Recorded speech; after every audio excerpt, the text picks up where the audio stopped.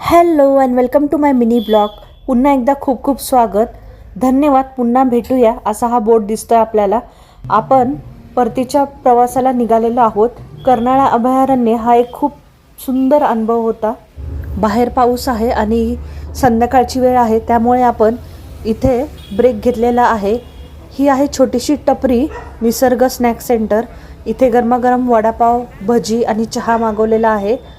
वडापाव खाल्ला, मस्त आहे वडापावची टेस्ट. आणि इथे मिक्स भजी मागवलेली आहे. फर्स्ट मी मिरची खातीये आणि सोबत बटाटा भजी, कांदा भजीचा आस्वाद घेतीये. बाहेरचं सुंदर पावसाळी वातावरण आणि चहा भजीचा बेत, आहा, कॉम्बिनेशनच भारी. त्यानंतर काचेच्या ग्लासमध्ये चहा आलेला आहे. चहाचाही मी स्वाद घेते. तुम्हीही माझ्यासोबत चहा घ्यायला या.